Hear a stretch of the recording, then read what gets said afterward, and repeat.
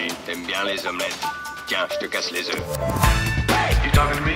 Vers l'infini et au-delà. Bonjour à tous et à toutes, bienvenue dans ce nouvel épisode du podcast de Kifim. Aujourd'hui on parle jeux de société, je suis avec Cesterio. Bonjour. Et c'est l'heure de notre bilan de l'année 2021, puisqu'on a bien attendu qu'elle soit terminée, Voilà. pour revenir dessus.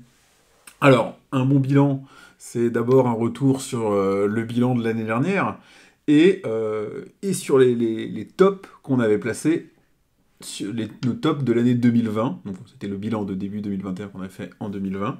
On avait fait un top 5 chacun, hein, c'est un épisode du podcast, je crois que c'est le numéro 29 que vous pouvez retrouver partout. Alors on revient sur nos tops et on regarde si on y joue encore. Ouais. Alors, Cesterio, quel était ton top 5 de 2020 ? En top 5, j'avais mis top 10. Et du coup, c'est un jeu qui est resté un des jeux d'ambiance de cette année, hein, parce qu'il n'y en a pas eu tant que ça de sortis, enfin quelques-uns sortis cette année forcément, mais en tout cas, il reste pour moi figure du jeu que je vais sortir pour les soirées, quoi. Ouais, il n'était pas dans mon top l'année dernière, bon il n'y est pas cette année non plus, mais par contre mon avis s'est amélioré sur le jeu, j'ai réécouté ce qu'on avait dit, et c'est vrai qu'à l'époque j'avais du mal à lui trouver une finalité, mais en fait peut-être qu'il fallait juste pas en chercher. C'est vrai que moi il est pas mal sorti cette année, on a bien rigolé avec, il méritait cette place-là, Ouais. largement. Ouais. Mon top 5 à moi, alors d'ailleurs, pour moi j'avais pas mal triché l'année dernière, Oui. j'avais fait des ex-aequo dans tous les sens, hein. Donc mes top 5 à moi l'année dernière, c'était un peu deux jeux d'ambiance également, c'était Just One et Cosmopolite. C'est deux jeux qui ressortent aussi, toujours. Just One parce qu'il marche bien, facilement, avec tout le monde, avec les enfants, avec les adultes. Oui, il est assez universel. Hein. Ouais, tu peux y jouer à plein. Enfin, donc clairement, c'est un jeu qui sort toujours aussi souvent. Je pense que pas plus, pas moins qu'avant. Donc pareil, je dirais que il méritait sa place, quoi, sans problème. Cosmopolite, ça a toujours été un cas particulier, parce que c'est un jeu que j'adore, que je trouve, c'est ce que je disais l'année dernière, que je trouve absolument incroyable et fantastique, mais dans les faits, c'est pas un jeu que je ressors avec des gens qui savent déjà jouer. Une fois que je l'ai fait découvrir, on fait quelques parties et il ressort pas trop. Donc cette année, il est pas beaucoup sorti. Donc voilà. Ton top 4. J'avais mis Maracaibo. Ouais. Mon avis sur le jeu, il est toujours le même, hein, parce que du coup, on n'y a pas rejoué depuis. Mais par contre, c'est un gros jeu, on n'a pas pu le ressortir. Mais voilà, puis voilà, cette année a été lourde en jeu, donc c'est compliqué de concurrencer les jeux de l'année d'avant. Mais en tout cas, ça reste toujours un bon jeu, mais difficile à sortir. Ouais, je pense qu'il est pas ressorti cette année à cause de la concurrence de l'année, quoi. Il y a eu trop de jeux cette année. Mais bon, moi, j'en reparlerai plus tard de celui-là. Ouais. Mon top 4 à moi l'année dernière, c'était Nidavellir. Un jeu pour lequel j'en pense toujours beaucoup de bien. Mais il est sorti que 2 fois cette année. Et d'ailleurs, assez récemment. Tout le début d'année, il n'est pas trop sorti. Et puis je sais pas, organisation différente. Là, on a eu l'occasion de ressortir sur la fin de l'année. J'en pense toujours beaucoup de bien et je suis déçu de pas plus le sortir. Après, j'ai acheté aucune extension. Peut-être ça joue, peut-être pas, je sais pas. Moi, contrairement à tous les avis, j'ai pas accroché à l'extension. Je trouve qu'elle apporte, même s'il y a des choses intéressantes, elle apporte du chaos parce qu'il y a beaucoup d'artefacts. Il faut regarder les règles. Chaque artefact a un pouvoir particulier et ça apporte. Je trouve que ça rend moins lisible le jeu et moi, j'ai pas accroché sur l'extension. Par contre, il est sorti sur BGA et finalement, j'y ai rejoué sur BGA. Ah ouais, c'est vrai que je ne jouais pas sur BGA. Ok, alors, ton top 3. Moi, j'avais mis plusieurs Roll & Ride. C'était là où j'avais triché, mais je vais parler de Demeter, qui est un jeu que je joue encore. Il reste dans mes préférés dans ce type de jeu à cocher. Il y a un peu son grand frère, on va dire, qui est sorti, ou petit frère, suivant comment on le considère, qui est Varuna, qui est sorti cette année. Et moi, je lui préfère un petit peu Demeter, finalement, parce que Varuna est plus complexe. Il y en a qui préfèrent ça. Mais au départ, la première partie de Varuna, c'est vraiment difficile. Donc voilà, mais Demeter, ça reste pour moi un des très bons jeux à cocher. J'ai pas essayé Varuna, je crois. Non. Et Demeter, j'y ai pas rejoué cette année. Donc, moi, dans aucun classement. Ok. Mon top 3 à moi, c'est Maracaibo. Enfin, mon top 3 de l'année dernière, c'était Maracaibo. Moi, j'y ai rejoué cette année.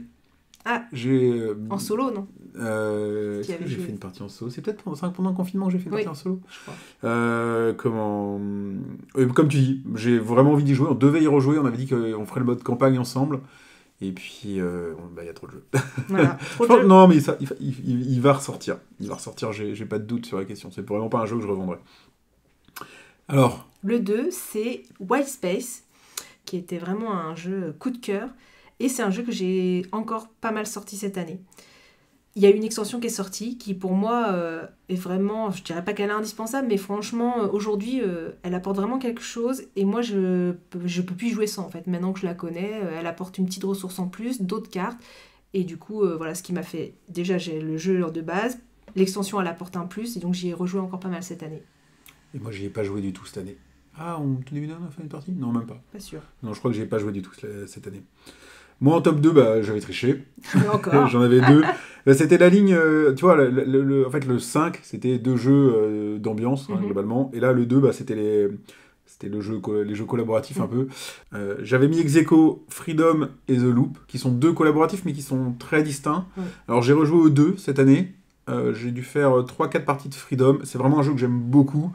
Surtout qu'au début, on faisait vraiment que perdre. Et qu'une fois qu'on a commencé à trouver un peu comment gagner, il est pas facile, mais il se gagne. Et je pense que c'est vraiment un bon jeu. Mais voilà, que tu sors, clairement, il sortira jamais plus d'une ou 2 fois par an, je pense. Voilà. Et alors là, bah, The Loop, c'est autre chose, parce que lui, il pourrait presque être dans mon top 2022. C'est assez rigolo. L'année dernière, en fait, on avait enregistré forcément le top à la toute fin de l'année, et j'avais dit que je venais de recevoir le jeu, mais qu'il sortait déjà, il était sorti genre 5 fois en une semaine, et que j'avais un bon pressentiment sur 2021. Bah, pressentiment plus que confirmé, c'est dans les jeux auxquels j'ai le plus joué cette année. Il ressort régulièrement, facilement, et on aura encore l'occasion d'en reparler dans ce podcast. Donc là, même si je pense que je devais regarder rétrospectivement, il aurait peut-être mérité mon top 1 l'année dernière, mais je ne le connaissais pas encore. Mais vraiment, c'est un gros coup de cœur que The Loop. Donc il mérite plus que largement sa seconde place l'année dernière, quoi. Oui, c'est un très bon jeu.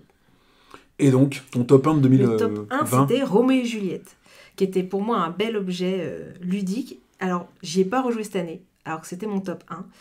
Mais pour moi, ça reste un bon jeu.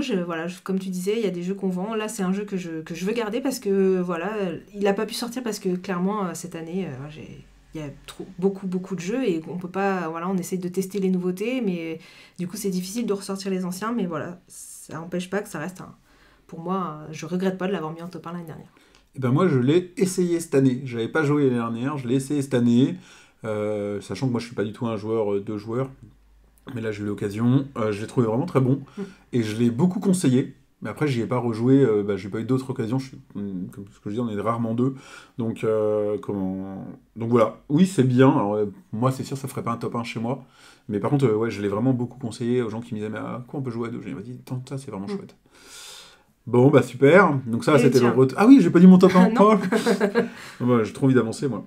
Alors, mon top 1 de l'année dernière, bon, c'était vraiment une vraie première place. C'était The Crew, qui a été le top 1 de toute façon, de plein de prix de partout. J'étais pas très original. Il est presque pas autant sorti que ce à quoi j'aurais pu m'attendre. Alors, il est ressorti. Déjà parce qu'on a fini les 50 missions, puis je l'ai testé dans plein d'autres groupes. Mais bon, c'est vrai que le défaut de The Crew, c'est que tu commences en gros la série de campagne avec des gens, et tant que c'est pas toujours exactement le même groupe, tu recommences à zéro, et tu te retrouves à faire 20 fois les premières campagnes, et pas assez les finales, et il a beaucoup souffert de ça. Les groupes varient, et du coup, c'est pas un jeu... le groupe, nous, on a un groupe de jeu principal où c'est toujours les mêmes gens, donc une fois que tu l'as fini, et après, les gens bougent, et du coup, j'y joue pas tant que ça. Après, voilà, ça reste excellent. Oui. Et puis, de toute façon, on aura encore l'occasion d'en reparler aussi dans ce podcast de The Crew. Donc, c'était un super top 1. Pas si évident que ça à faire en entier, quoi. Oui. Ok, bon, ça, c'était notre retour sur il y a un an. Alors, avant d'attaquer notre top 10, on va faire notre flop 3. Ouais. Les 3 jeux... qui nous ont, déplu ou déçus cette année. Et puis là, on va être pas d'accord, je le sens. Je suis pas sûre qu'on en ait en commun, alors... Non, c'est ce que je dis, on va pas être d'accord. Alors, ton flop 3. Ouais, on va dire flop 3. Alors, voilà, c'est des jeux aussi, on les met en flop, mais c'est parce qu'aussi on en avait des attentes. Donc, c'est pas forcément les jeux les moins bons qu'on a joués, mais par contre, c'est des jeux où on pouvait avoir beaucoup d'attentes. Moi, j'avais beaucoup d'attentes en Lost Explorer de Ludonaut, qui était sorti au printemps, en avril. Et en fait, le jeu est beau, la boîte, on ouvre et en fait, la boîte est le plateau de jeu, donc c'était hyper intéressant en termes d'édition et tout. Et le jeu, mécaniquement, ça marche, mais du coup, j'ai été un peu déçue parce que j'ai l'impression qu'il lui manque un petit truc. Voilà, et donc finalement j'ai été déçue et du coup je le ressors peu. Et c'est dommage parce que franchement l'édition était bonne, mais il y a eu des petits défauts aussi parce que les jetons ils glissaient, du coup on voyait pas les couleurs parce qu'il y avait des renfoncements. C'était une bonne idée au départ que finalement marche pas très bien. Voilà, du coup finalement il fait flop. Alors que c'est un jeu qui mécaniquement marche, mais avec tout ce qui sort aujourd'hui, Ouais, j'y ai pas joué. Voilà, donc, mais si c'est toi qui l'as eu et que t'as pas aimé, t'as pas dû me le proposer. C'est pas que j'ai pas aimé, c'est vraiment que j'ai été déçue et que finalement il lui manque je sais pas ce qu'il lui manque, mais il lui manque un petit truc qui aurait pu faire que le jeu vraiment passe, quoi. Ouais, je pense que de toute façon, là où je te rejoins, c'est clairement c'est un flop 3, pas des mauvais jeux. Je pense quasiment pas avoir joué à de mauvais jeux cette année. C'est juste des déceptions, surtout qu'il y a des jeux qui font beaucoup d'attentes, où il y a un vrai buzz autour, et puis finalement quand tu joues, tu fais ouais. Bon. C'est ça. Ok, donc ouais. Mon flop 3 à moi, alors j'hésite, je crois que j'en ai noté 2, alors je sais pas si je dis les 2 ou si j'en vire un. Ouais, je vais en dire 2, tant pis. C'est The Last Bottle of Rum et Titles. Alors, Titles, pour le coup, je suis pas déçu. Pour le coup, j'ai vraiment pas aimé. J'ai trouvé ça pas très intéressant, j'ai trouvé ça biaisé. Pour moi, c'est un truc qui marche pas, sauf si tu joues avec des gens qui ont exactement les mêmes goûts que toi et la même culture que toi. Faut dire que Titles, en fait, c'est juste de retrouver des films en fonction des caractéristiques qui sont sur la table. C'est ça, ouais. Donc, il faut avoir la même culture ciné, il faut avoir la même culture série, etc. C'est que film ou on a le droit aux séries? Normalement, c'est que film, et nous, on avait mis les séries avec parce que... Pour donc voilà, même où nous on est un groupe de joueurs, finalement on est souvent les mêmes joueurs, on s'est vite rendu compte que ne serait-ce qu'entre les filles et les mecs, la culture ciné était pas la même, et vous êtes partis dans un axe genre Disney à fond, et nous on était là genre vous pouvez faire ça pendant des heures en fait, et c'est pas fun. Donc pour moi c'était un jeu qui ne marchait pas. Donc voilà, c'est un tout petit jeu, hein, mais voilà. Alors que The Last Bottle of Rum c'est un autre cas. En fait j'ai beaucoup aimé toute ma première moitié de partie. Et en fait, je me suis tellement ennuyé. Ouais, la deuxième partie servait à rien, elle m'agaçait, que du coup, j'ai pas du tout envie d'y rejouer. Et du coup, il est là, pas parce qu'il m'a déçu, pas parce qu'il est mauvais, mais parce que pour moi, il marche pas. Donc voilà. C'est son défaut, c'est qu'il est trop long. En fait, l'édition est super, il y a plein de choses de qualité, mais à un moment donné, il aurait fallu que la fin de partie arrive plus vite. Et il lui manque ce raccourcissement pour finir la partie, en fait. Ouais, ça traîne en longueur, vraiment. Ouais. Ok, alors, ton flop numéro 2. Alors, c'est Titles, donc comme ça, on va pas aller loin. Du coup, comme toi, en fait, je pensais que ça allait être marrant. Et voilà, et en fait, c'était pas marrant. Et en plus, c'était difficile de trouver des films qui allaient avec les caractéristiques. Finalement, je l'ai trouvé finalement difficile et pas très drôle. Donc, j'ai pas... Voilà. Et puis en fait, la façon dont tu places les tuiles, ça fait que moi je pensais qu'on allait partir dans plein de directions et tout. Et en fait, non, ça mène toujours vers les mêmes films, quoi. Un petit peu, ouais. Ok. Tu m'aurais dit que c'était ton numéro 2, j'aurais pas triché. Alors, mon numéro 2 à moi, c'est Viticulture. Alors là, déjà, je peux me mettre des gens à dos. Parce que je pense que là, il y en a beaucoup qui le mettent vraiment... Mais bon, alors, j'ai joué en fait, avec 2 cas particuliers, quasiment. C'est que j'y ai joué à 2. Et j'y ai joué sans les extensions. Et en fait, clairement, en fait, dans Viticulture, t'as les saisons, en gros, et dans chaque saison, t'as une action, il faut la faire. Et à 2, s'il y en a un qui va, l'autre peut pas y aller. Alors qu'à 3, si 2 peuvent y aller, 1 peut pas y aller. Donc tu vas tourner plus facilement. Et en fait, du coup, c'est nul. Des fois, t'es là, t'es fait, je peux pas faire l'action principale, donc je vais faire ça. Et en fait, t'es toujours... alors soit tu fais la course pour essayer de faire ton action principale et tout, et du coup, j'ai trouvé que ça marchait pas du tout. Alors, donc déjà, il y a ce biais d'être que 2 joueurs, où tu te bloques, alors que quand t'es plus de joueurs, tu te bloques pas.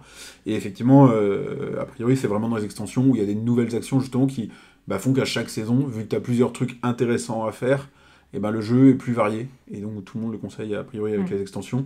Mais du coup, clairement, pour moi, faut pas aller sur le jeu de base, quoi. Sachant qu'en plus, ils déçoivent, par contre, ils ont sorti une sorte de big box... avec les extensions, mais il n'y a pas vraiment les extensions dedans. Je crois que niveau édition, c'est un petit bordel aussi, quoi. D'accord. Faut acheter genre la boîte de base et les extensions séparément. Donc pour moi, pareil, quoi, déçu. J'ai eu mal à comprendre la hype autour du jeu. Enfin, dans cette catégorie de gros jeux, franchement, il y a plein de trucs, quoi. J'aimerais bien le tester quand même. Ça reste, c'est vrai que sa réputation, il faut que je le teste. Alors, ton flop 1. Mon flop 1, moi aussi, j'aime mettre des gens à dos. Donc j'ai mis Twisted Fables, qui est au terme d'édition très beau, du deck building combattant, d'attaque. Voilà, on va incarner des héroïnes, Mulan, Cendrillon, Alice au Pays des Merveilles, mais en mode dark fantasy. Donc l'édition elle est très jolie, etc. Les petites figurines et tout. Et moi, il n'a pas marché. C'est-à-dire que je l'ai trouvé très chaotique. Les règles, difficiles. Chaque deck, justement, alors ce qui est bien, parce que chaque héroïne a son propre façon de jouer, mais en fait, il faudrait presque jouer 4 fois chaque personnage pour commencer à le maîtriser. Donc ça demande beaucoup de temps de maîtrise. Et aujourd'hui, on n'a plus le temps. Donc, et en plus, il y a eu beaucoup d'erreurs de traduction. Donc, ce qui fait que quand on lit les cartes, elles sont pas claires. Chaque deck, en plus, est particulier. Donc, on peut pas demander à quelqu'un, parce qu'on a chacun son propre rôle. Donc, déjà, on a ses propres cartes à essayer de comprendre. Et du coup, je suis passée un peu à côté et j'ai trouvé ça dommage parce que l'idée était bonne, le deck building comme ça, combatif avec ses héroïnes. Mais, beaucoup trop d'erreurs d'édition, de qualité de traduction chaotique. J'ai du mal. Ouais, mais je vais essayer. Donc, je ne peux pas donner mon avis. Alors moi, mon flop 1. Flop 1. Oula. Ouais. Là, non seulement je vais me mettre du monde à dos, mais je vais même commencer par toi. D'accord. Je pense parce que je vais m'en aller, c'est ça? Tu vas finir tout seul. Je pense que c'est un jeu qui est non seulement dans ton top 10, mais assez haut dans ton top 10. Mon flop 1, c'est La Recherche de la Planète X. Et pourquoi? En fait, j'ai 2 reproches à faire. Je pense qu'il y en a un qui se gommerait au fur et à mesure des parties. Mais j'ai trouvé que finalement, il y avait une sorte de facteur chance dans la donne de départ qui était assez forte. Ça m'a... je sais pas, j'étais pas à l'aise avec ça. Donc voilà. Et du coup aussi, j'ai trouvé... en gros, peut-être si tu le découvres avec que des joueurs qui ont joué le même nombre de parties, ça va. Mais sur la partie qu'on a fait, où toi, tu maîtrisais le jeu, en fait, tu nous as juste un peu massacré. Et du coup, t'étais là genre, ouais, super... Et en fait, surtout, je m'en suis rendu compte après coup, parce que à la fin de la première partie, j'étais juste en mode, bon, j'ai pas aimé les mains de départ, j'ai trouvé que c'était déséquilibré, qu'il y avait un facteur chance dans les indices que tu recevais, etc. J'ai joué avec quelqu'un qui était expérimenté, donc si moi je rejoue, je serais un peu plus expérimenté, donc tout ça, ça pouvait se gommer. Mais en fait, ce que je me suis rendu compte, après la partie, en y repensant, je me suis mais surtout ce que j'ai pas aimé dans cette partie, c'est que c'est pas un jeu de société, c'est un jeu, mais en fait, c'est juste un jeu où chacun joue sur son téléphone à tour de rôle. En fait, t'attends ton tour pour jouer sur ton téléphone. Et du coup, j'étais là, dans ce jeu-là, on n'a pas discuté, il n'y avait pas d'ambiance, tout le monde regarde son téléphone. Et du coup, en fait, j'ai fait, ça m'a pas plu, quoi. Et c'était vraiment pas ressenti, tu vois, sur le coup, lié au jeu, c'était vraiment après la partie, je fais. Mais en fait, ce que j'ai pas aimé, c'est l'ambiance, quoi. Donc, j'ai pas envie d'y rejouer, et j'ai du mal, même, du coup, à comprendre l'hype des joueurs de jeux de société. Pour moi, c'est pas le cas. Eh bien, on en reparlera. On en reparlera. Ça, je m'attends. Dans pas longtemps. Parce qu'on en reparle. Donc voilà. Et je dois dire, si je peux tricher un tout petit peu... Non, je l'ai pas mis. Je l'ai pas mis parce que pour le coup, il faut vraiment que j'y rejoue. Mais j'avais hésité à mettre dans mon flop l'héroïne perdue de Narak. Ah non. Mais ouais, je sais bien qu'on ne serait pas d'accord. On coupe. J'avais envie de le dire. Bon, allez, c'est pas grave. On va passer à des choses plus réjouissantes. Ouais. Et on va passer à nos top 10. Le top 10 2021. Alors, quels sont nos jeux préférés de 2021 ? Alors, c'est Stéréo. J'y vais. Quel est ton numéro 10 ? Bon, déjà, il faut dire quand même que moi, j'ai testé plus de 120 jeux, ce qui est beaucoup, mais qui est peu par rapport à tout ce qui est sorti quand même. Mais quand même, il a fallu faire un choix 10 parmi tout ça. Et c'était pas facile, parce que, comme on disait, il n'y a pas eu tant que ça de mauvais jeux. Malheureusement et heureusement. Alors moi, en top 10, j'ai mis un petit jeu qui est assez récent, c'est Art Robbery. Parce que c'est un petit jeu de Knizia qui sort très bien parce que à l'apéro, tout ça, on peut faire jouer tout le monde. Il y a peu de pouvoir de cartes et du coup, c'est pas du tout clivant. Et en fait, là, je le ressors beaucoup. Il marche, même si on dirait pas, ça marche bien à 2. Et donc voilà, il rentre dans mon top 10. Ouais, je l'ai essayé. Moi, j'ai pas de mal à en dire, mais j'ai pas accroché plus que ça. Enfin, un petit jeu de cartes classique, banal. Tu joues bien le midi à l'apéro. Ça sort et tout le monde peut y jouer parce qu'il y a peu de règles. Donc... Mais du coup, j'en ai joué dans le genre de petits jeux rapides où tout le monde peut jouer. J'en ai pas mal cette année. Moi, ça a été une année qui a été beaucoup marquée par les petits jeux qui sortent vite, que ce soit au boulot ou à la maison. Et en fait, il y en a plein d'autres qui m'ont plus fait rigoler. Donc voilà. Alors moi en 10e, en fait je m'aperçois que j'ai triché, j'en ai mis Oh. 11. Mais j'ai même pas fait exprès, je viens de le voir, Tu je fais merde, sors. il y en a 11. Tant pis, je commence par le 11. Bah, tu fais 11-10, tant pis. Je fais 11-10. En fait, 11e, je sais pourquoi il est là, parce qu'en fait j'y ai très peu joué, parce que je l'ai eu à la fin de l'année, mais je pense qu'il pourrait monter très rapidement, donc je vais juste en parler vite fait. C'est Welcome to the Moon. J'ai pas eu l'occasion de faire beaucoup de parties, j'ai dû en faire 4 seulement depuis que je l'ai. Et du coup, j'ai fait que les premiers plateaux, j'ai pas fait les suivants. Mais Sans la campagne en plus. pour moi, je sens qu'il y a du potentiel et je pense que clairement, si j'y avais plus joué, il serait plus haut dans mon top. Donc c'est pour ça que j'ai dû le laisser un peu en loose day, genre j'arrive pas à l'enlever. Donc voilà, c'est un 11 un peu à part, je voulais qu'on en parle. Je sais que toi t'es moins fan, mais clairement, je pense que c'est tellement mon genre de jeu et je suis tellement fan du Welcome classique que normalement, il devrait être beaucoup plus haut. Donc voilà, allez, hop, fin de l'aparté. Le 10...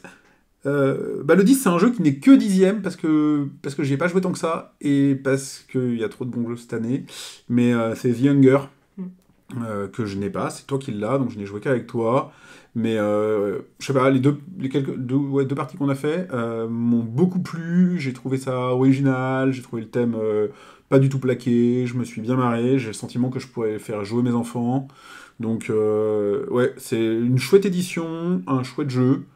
Et surtout il est là parce que je pense que ouais, j'y rejouerais. C'est un jeu si je l'avais, d'ailleurs je le cherche là d'occasion, mais le jour où je l'ai, je pense que c'est quelque chose qui ressortira. Donc je pense que c'est un chouette jeu de cette année. Ouais, j'en parlerai.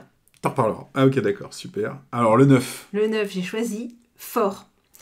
Donc assez récent aussi, deck building, construction de son fort avec le thème des enfants qui marche bien. Je trouve que le thème n'est pas si plaqué, je trouve ça intéressant. Au niveau de se dire que voilà, les copains qu'on a, si on joue pas avec, ben, c'est nos adversaires qui vont pouvoir les recruter pour pouvoir faire quelque chose.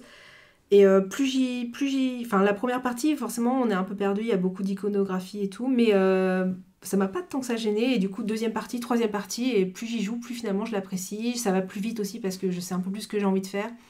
Et ouais, donc il rentre dans mon top. Ouais. En 9e place. Alors, on en a déjà parlé dans le dernier podcast, je crois, donc j'ai pas grand chose d'autre à rajouter. Moi, j'ai pas. C'est pas que j'ai pas accroché à la première partie, mais encore une fois, c'est pareil, comme tu dis, t'as une vraie courbe d'apprentissage. Ouais. Moi, j'ai été gêné par l'iconographie, mais j'ai fait qu'une partie. Et c'était une partie où toi, c'était déjà ta 3e ou 4e. Et comme tu dis, tu viens de le dire, tu joues de plus en plus vite et t'es de plus en plus fluide. Et du coup, bah, nous, en tant qu'adversaires débutants. Bah, ça veut dire qu'il n'y a pas tant que ça. Place, ouais. Enfin pour moi je veux dire si on maîtrise de plus en plus le jeu, c'est que finalement le hasard n'a pas trop de place finalement. Mais c'est pas ça, mais du coup nous on était 2 débutants avec un recours à l'iconographie assez fréquent, c'est assez rigolo parce qu'on s'est fait marcher dessus, tu nous as marché dessus, mais nous on a fait les mêmes scores, donc c'est bien qu'on était au tout début d'une courbe d'apprentissage, toi tout à la fin, et du coup bon bah j'ai eu du mal à accrocher, mais je pense que c'est beaucoup lié à ça. Après, moi, le thème me parle... je dirais pas qu'il est plaqué, non, pas du tout, mais il m'a pas percuté pendant le jeu, et il me parle pas tant que ça. Alors que pourtant, enfant, fort... mais clairement, je peux pas y jouer avec mes enfants. Il est pas enfant, ce jeu. Donc non, il est pas dans mon top, il est pas non plus dans un top flop, il faudrait que j'y rejoue et que je vois si la courbe d'apprentissage marche, mais c'est ce que tu disais, il y a tellement de jeux en ce moment que je doute que j'ai le temps de le faire. Ok, à moi. Alors, mon 9, peut-être on le retrouvera chez toi plus haut, je ne sais pas. C'est Red Rising. Red Rising, c'est une chouette découverte. C'est toi qui l'as acheté. J'en entendais pas grand chose en fait, parce qu'il y avait tellement de gens qui l'aimaient et de gens qui l'aimaient pas. J'avais pas regardé de vidéo avant sur de quoi il en retournait. Et en fait, ce qui m'a convaincu que je l'aimais bien, globalement, c'est la façon dont tu me l'as fait découvrir. C'est qu'en fait, on était en fin de soirée, on voulait juste faire un jeu vite fait. Et c'était en mode, on n'a pas le temps d'expliquer les règles. Alors tu prends les cartes et tu vas apprendre et en fait, c'est pas grave, ça a marché. De toute façon, il n'y a pas de règles puisque tout est sur les cartes. Ouais, chaque carte a un pouvoir. De toute façon, ta stratégie, elle se fait dans la partie. Donc au début, hop, tu découvres les cartes, puis d'un coup, tu commences à faire ah, celle-là, elle va avec celle-là, celle-là avec celle-là. Et puis à la fin de la partie, tu fais waouh. Et à la fin, tout marche. Enfin, si tu t'es bien démerdé. Donc en fait, pouvoir apprendre, c'est un jeu qui reste relativement complexe. Enfin, relativement complexe. Non, il n'est pas complexe, mais c'est quand même. Il y a une courbe d'apprentissage, quoi. Mais il se prend hyper bien en main, et puis il marche. Il est simple, et du coup j'ai trouvé ça cool, et j'y rejouerai vraiment avec plaisir, je pense. Ça sort vite. Combien de temps on fait une partie maintenant ? Ça dépend vraiment, c'est un peu variable, parce que ça dépend de comment on avance vite sur les pistes et tout, donc, mais ça peut être 20 à 45 minutes, quoi. Ouais, c'est ça. C'est assez rapide quand même. Et c'est typiquement le genre de format que je recherche maintenant, 45 minutes. Une partie... un jeu de 45 minutes, je sais que je vais le ressortir. Tu vois, typiquement, on le laisse au bureau et le midi, on va faire 2-3 parties, donc il va sortir dans l'année. Donc c'est un super format. Eh ben, on n'en reparlera pas Oh dans ce non. podcast. Mais voilà, je vais pas en dire plus. De toute façon, on en reparlera dans un prochain podcast, sûrement, parce qu'on avait dit qu'on se laissait le temps d'y rejouer. Et en plus, j'ai acquis Fantasy Realms depuis, qui est un peu le papa, même si c'est un beaucoup plus petit jeu, mais qui a les mêmes mécaniques et que justement Stegmaier a récupéré de Fantasy Realms. Donc on pourra faire le comparatif entre les deux dans le prochain podcast. D'accord. Alors, le suivant. Le suivant, moi mon numéro 8, c'est The Hunger. Donc, on en a parlé dans le dernier podcast, je vais pas en faire des tonnes, mais c'est vrai qu'il a bien marché. Moi aussi, dès la première partie, et j'y ai joué quand même pas mal maintenant. Et c'est vrai qu'il est comparé un peu à Clank. Moi, Clank, j'y ai joué 2 fois et finalement il est passé à la trappe, alors que The Hunger, il va rester. Voilà, je sais que beaucoup de gens ont été déçus de The Hunger, mais je pense que je sais pas trop pourquoi. Mais je pense qu'il faut faire plusieurs parties peut-être pour d'autres, pour vraiment comprendre, parce que si on fait pas les missions et tout ça, en fait, on passe peut-être à côté, parce que c'est vraiment l'intérêt d'aller faire ces missions-là. Mais voilà, donc moi, il est dans mon top 8 et... donc, On est d'accord. On est d'accord. Ouais, carrément. Alors moi, mon 8ème, tu n'y as pas joué. C'est Pillard de City. Que j'ai acheté parce que je l'ai trouvé d'occasion. J'avais pas prévu de l'acheter, puis je me suis dit, tiens, il est d'occasion. Je m'étais posé cette question mais on a déjà parlé dans un podcast de Pillard de la mer du Nord, machin, lequel faut prendre pour essayer. Puis j'avais vu, Pillard de City, pour rentrer dans cet univers-là, c'est peut-être le mix de tout, c'est pas mal. Donc tiens, il est d'occasion, je l'ai pris. Et en fait, j'ai fait plusieurs parties à 2 joueurs. On a beaucoup apprécié nos parties. Il est facile à prendre en main, mais il est hyper logique. Il est moche de prime abord, mais en fait, il est hyper thématique. Enfin, moi, je trouve que finalement, les illus et tout, ça colle hyper bien au jeu. Donc, finalement, je finis par le trouver beau. Et j'ai fait aussi en solo. Et je l'ai trouvé cool aussi en solo. Donc, au final, c'est... et puis, c'est pas une grosse boîte. Et t'en as pour ton argent. Dedans, c'est plein, c'est lourd. C'est une super édition. Donc, c'est vraiment un achat que je regrette pas du tout et que j'aime beaucoup ressortir, quoi. À tester pour moi. Ok. Alors, numéro 7. J'ai mis Périple, qui est on va dire, moyen petit jeu quand même, un peu dans la veine. Moi, je le comparais à King Domino. Toi, tu le comparais à quoi déjà ? Je ne sais plus. Aux petites bourgades. Moi, je trouve que dès que pareil, ça a été un coup de cœur. J'y joue un peu moins maintenant, évidemment, parce qu'il y a d'autres choses qui sont arrivées, mais c'est vrai que ça, dans l'univers de Above and Below et Nirenfar, et je trouve que les illustrations sont sympas, la mécanique, elle est facile à prendre en main. Donc, moi, je trouve que c'est un super jeu de cette année. Donc voilà, Périple. Ouais, je me rappelle y avoir joué, mais le jeu m'a pas marqué plus que ça. Je pense qu'avec tes filles, ça marcherait bien. Ouais, mais bon, pareil, je pense qu'il a un peu noyé dans la masse de tout ce qu'il peut y avoir eu d'autres cette année. Alors moi, mon numéro 7, il mériterait sûrement d'être plus haut dans ce top, mais pareil, il souffre d'être sorti sur la fin d'année. C'est un peu mon The Loop de l'année dernière, quoi, quelque part, et c'est un collaboratif, et c'est Oltré. Je pense que clairement il mériterait d'aller plus haut, mais on a fait que 4 parties. J'ai fait que 4 parties depuis que je l'ai. Ça fait que pas beaucoup de semaines, ça fait 2-3 semaines que je l'ai. Et je pense qu'il a un potentiel qui est pas encore dévoilé. Mais de prime abord, j'ai presque envie de dire, je suis un peu déçu. Je suis pas autant immergé dedans comme on nous le vend et tout. Mais on termine une partie et j'ai juste envie de recommencer en fait. Donc quelque part, il marche hyper bien. La première partie est pas forcément simple à prendre en main, tu te perds un peu entre les objectifs, les machins, mais une fois que c'est lancé, ça se met vite en place, les tours sont hyper rapides, c'est hyper collaboratif, mais il faut essayer de garder un vrai petit côté jeu de rôle, on peut lui donner un vrai petit côté jeu de rôle sur que chacun garde ses propres décisions et tout, je pense que ça marche, je pense que le potentiel du jeu est énorme, parce qu'en fait, ils peuvent sortir les extensions qu'ils veulent, à tir à rigot, ad vitam aeternam, ils peuvent agrandir les cartes, ils peuvent faire tout ce qu'ils veulent. Oui. C'est un jeu, s'il marche et s'ils vont dans ce sens-là, c'est qui est parti pour rester quelque part. Ouais, il va rester, je pense. Donc, je pense que voilà, on referait ce top-là dans un mois et demi, il serait sûrement plus haut. Mais en tout cas, il est déjà dans ce top et voilà, je regrette pas l'achat. Ouais. Je l'ai pas mis parce que je savais que tu le mettrais et je savais que t'en parlerais et il a fallu que je fasse des choix et j'ai préféré du coup parler d'un autre jeu et en sachant que toi tu le mettrais dedans, mais voilà, comme tu dis, on n'a pas assez fait de partie. J'en ai même pas gagné une encore, mais c'est vrai qu'il est hyper rapide, il se joue vite, les tours, il est hyper intéressant et franchement, j'hésite aussi à me le prendre pour moi, mais je me dis, voilà. Bon. En tout cas, très bon jeu Oltré. Et puis il a une maîtrise de la durée de partie que je trouve super cool, quoi. Tu sais qu'une campagne courte c'est 45 minutes, tu sais qu'une longue c'est 1h30, et du coup tu te lances dans ta partie en sachant quand est-ce que ça se termine. Je trouve ça vraiment chouette. Ouais. Alors, numéro Le 6. 6. Est-ce qu'on va en avoir en commun? Parce que pour l'instant on n'a pas le numéro pile poil en même temps. Non, mais on a The Hunger en commun, déjà. Mais pas la même place. Mais je pense qu'on n'en aura pas d'autres. En 6, j'ai mis Mots Malins. Je voulais mettre quand même un petit jeu d'ambiance. Sorti cette année. Il n'y en avait pas tant que ça, je trouve, qui sont su se démarquer. J'ai choisi Mots Malins parce que je trouve qu'il renouvelle le Codenames. J'adore Codenames, je l'ai sorti beaucoup, mais des fois c'est un peu long, le temps que les gens cherchent des mots, des associations, tandis que là c'est coopératif, on a tous un mot à trouver, donc le premier qui trouve, il dit le mot, et du coup ça accélère, ça permet de moins de temps mort, et ouais, je trouve que ça a réussi à se renouveler, et ça va s'imposer. Pour moi, il est plus rapide, plus facile à sortir, et ouais, donc Mots Malins... Ouais, très bon jeu. Moi j'hésite, alors j'ai pas hésité à le mettre, mais je sais qu'il aurait peut-être mérité une place. Après, pourquoi je l'ai pas mis? Parce qu'il est sur ma liste d'achat, mais je l'ai pas encore acheté. Mais je vais l'acheter. Mais enfin, il est excellent parce que vraiment quand on l'a essayé, c'était en mode à l'arrache. Et puis on savait, c'était vas-y, on le teste vite fait et puis on passe à autre chose, quoi. Et puis en fait c'est vas-y, on en remet une, vas-y continue, quoi. Et en fait tout le monde était mort de rire autour de la table et ça a super bien marché, donc c'est pour ça d'ailleurs que je vais me l'acheter, quoi. Donc je suis assez d'accord. Enfin, ouais, pour le coup, c'est beaucoup plus fun qu'un Codenames, et pourtant, j'ai une bonne opinion de Codenames aussi, ouais, quoi. c'est plus... Et plus donc, ouais, je sais pas si moi je l'aurais mis aussi haut dans un top, parce que, bon, après, je suis de base pas très jeu d'ambiance, on va dire, mais il marche super bien. Donc, on était au numéro 6. Ouais, alors moi, en 6, j'ai mis Everdell. L'édition, déjà, qui est super, même si l'arbre, au final, je m'en sers jamais et qui reste en haut d'une étagère. Ouais. Mais ouais, le volume de cartes, le mécanisme... les illustrations. Ouais, c'est un petit peu tout. Ouais, il y a un peu de tout. Tout marche bien, tu n'es jamais bloqué, tu peux toujours jouer.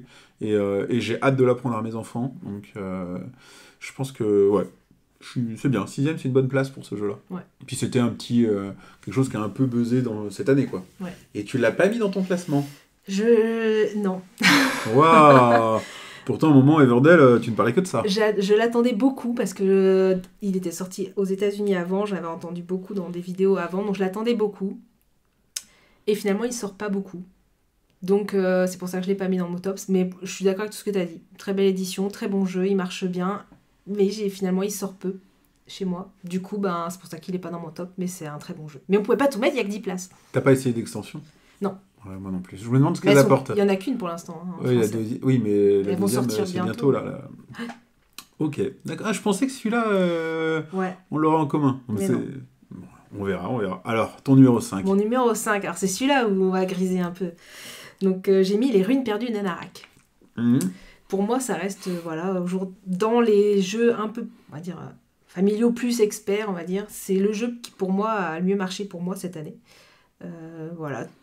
Il est beau, tout fonctionne, les règles sont hyper limpides, il y a un peu de deck building, un peu de gestion de ressources, enfin, il y a tout qui fonctionne, donc pour moi, ça reste un très bon jeu. J'ai pas pu essayer la campagne solo qui est proposée par l'éditeur, qui a l'air vraiment très bien, mais j'ai pas pu le faire. Il y a l'extension qui va sortir bientôt, je sais pas ce qu'elle apporte, mais voilà, et du coup, ça reste pour moi un des... J'aurais presque pu mettre dans les meilleurs jeux, mais il y en a d'autres qui sont venus le détrôner.